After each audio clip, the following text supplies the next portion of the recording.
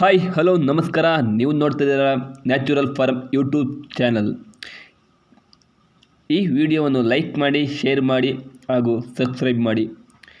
ಈ ವಿಡಿಯೋವನ್ನು ಸಂಪೂರ್ಣವಾಗಿ ವಾಚ್ ಮಾಡಿ ಕೊನೆ ತನಕ, ಏಕೆಂದರೆ ಸೂಪರ್ ನೇಪಿಯರ್ ಅಥವಾ ಯಾವುದೇ ನೇಪಿಯರ್ನ ನಾಟಿ ಮಾಡುವ ವಿಧಾನವನ್ನು ಸಂಪೂರ್ಣವಾಗಿ ನಾವು ನಿಮಗೆ ತಿಳಿಸ್ಕೊಡ್ತೀವಿ ಕನ್ನಡದಲ್ಲಿ.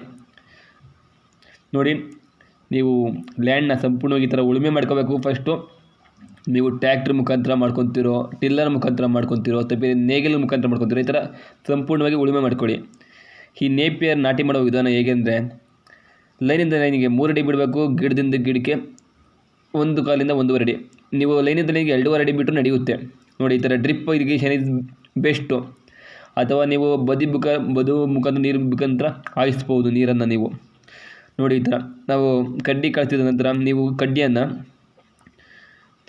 1-2 ಅವರ್ಸು ನೀರಲ್ಲಿ ಚೆನ್ನಾಗಿ ನೆನೆಹಾಕ್ಬಿಟ್ಟು, ತದನಂತರ ಟೈಕೋಡರ್ಮಾ ಅಥವಾ ಜೀಟ್ ಅರೆಸ್ಟ್ ಅನ್ನುವ ಪ್ರಾಡಕ್ಟ್ ಮುಖಾಂತರ ನೀವು ಇದು ಮಾಡಬೇಕಾಗಂದು 5 ನಿಮಿಷ ನೆನೆಹಾಕ್ಬಿಟ್ಟು ತದನಂತರ ನಾಟಿ ಬಿಡಬೇಕು. ಯಾಕಂದರೆ ಚೆನ್ನಾಗಿ ಗ್ರೋತ್ ನಾಟಿ ಆಗಲಿ ಅನ್ನೋ ಒಂದು ಉದ್ದೇಶ ಅಷ್ಟೇ. ಈ ಟೈಕೋಡರ್ಮಾ ಪ್ರಾಡಕ್ಟು ಯಾವುದೇ ನೀವು ಇದನ್ನು ಮಾಡಲೇಬೇಕಾಗುತ್ತೆ. ಇದನ್ನು ಜೀಟು ತಪ್ಪಿ ಅರೆಸ್ಟ್ ಬಳಸಬೇಕಾಗುತ್ತೆ. ನೋಡಿ ಯಾವ ರೀತಿ ಅಂತ. ಗಿಡದಿಂದ ಗಿಡಕ್ಕೆ 1 ಕಾಲಿಂದ 1.5 ಅಡಿ, ಲೈನಿಂದ ಲೈನಿಗೆ 2.5 ಅಡಿ. ಇದು 45 ಡಿಗ್ರಿ ಆ್ಯಂಗಲಲ್ಲಿ ಈ ಥರ ನಾಟಿ ಮಾಡಬೇಕಾಗುತ್ತೆ. ನೀವು ಬುಡ ಸುಳಿ ನೋಡಿಕೊಂಡು ನೋಡಿ ಯಾವ ರೀತಿ ಇದೆ ಅಂತ. ಯಾವುದೇ ಕಾರಣಕ್ಕೂ ಕಡ್ಡಿಯನ್ನು ಉಲ್ಟಾ ನಾಟಿ ಮಾಡಬಾರ್ದು. ನೋಡಿ ಯಾವ ರೀತಿ ನಾಟಿ ಆಗಿದೆ. ಸಂಪೂರ್ಣವಾಗಿ ಇದು 3 ಎಕರೆ ಇದೆ. ಸುಮಾರು 5 ವೆರೈಟಿಗಳು ಅಧಿಕವಾಗಿ ನಾವು ನ್ಯಾಚುರಲ್ ಫಾರ್ಮಲ್ಲಿ ನಾಟಿ ಮಾಡಿದ್ದೀವಿ ಈಗಾಗಲೇ. ನೋಡಿ ಯಾವ ರೀತಿ ಈಗ ಬುಡ ಸುಳಿ ನೋಡಿ ನಾಟಿ ಮಾಡಿದ್ರೆ ಯಾವ ರೀತಿ ಬರುತ್ತೆ ಅನ್ನೋದು ಬೆಸ್ಟ್ ಎಕ್ಸಾಂಪಲ್ ಇದು. ನೋಡಿ ಯಾವ ರೀತಿ ಇದೆ ಎಲ್ಲ ಅಂತ, ಕಡ್ಡಿ ಯಾವ ರೀತಿ ಚಿಗುರೊಡೆದಿದೆ ಅಂತ. ನೋಡಿ ಈ ಥರ ಕಡ್ಡಿ ಎಷ್ಟು ಗುಣಮಟ್ಟದಿಂದ ಕೂಡಿದೆ, ಯಾವ ರೀತಿ ಚಿಗುರೊಡೆದಿದೆ ಅಂತ. ನಾಟಿ ಮಾಡಿದ 25ರಿಂದ 30 ದಿನಗಳು ಅಥವಾ 35 ದಿನಗಳ ನಂತರ ಈ ರೀತಿ ಟಿಲ್ಲರ್ ಸಹಾಯ ಅಥವಾ ನೇಗಿಲು ಸಹಾಯದಿಂದ ಈ ರೀತಿ ಭೂಮಿಯನ್ನು ಹಸನು ಮಾಡಬೇಕಾಗುತ್ತೆ.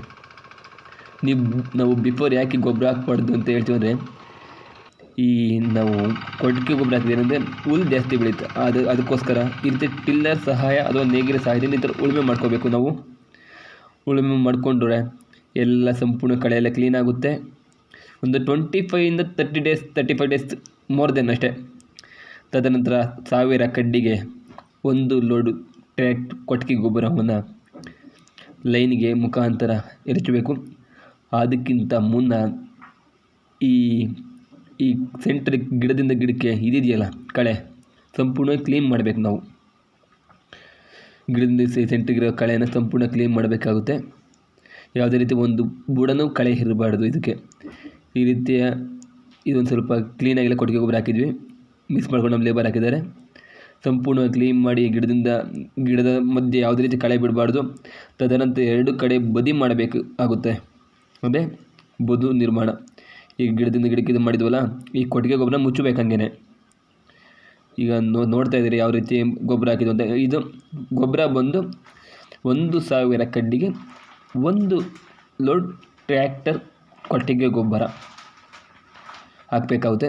ನೋಡಿ ಯಾವ ರೀತಿ ಬದುಗಳು ಮಾಡಬೇಕಂತ ತೋರಿಸ್ತಾ ಇದ್ದೀವಿ ಇಲ್ಲಿ. ನೋಡಿ ಯಾವ ರೀತಿ ಬದುಗಳಾಗಿದೆ ಅಂತ. ಈ ಬದು ನಿರ್ಮಾಣ ಮಾಡಬೇಕು.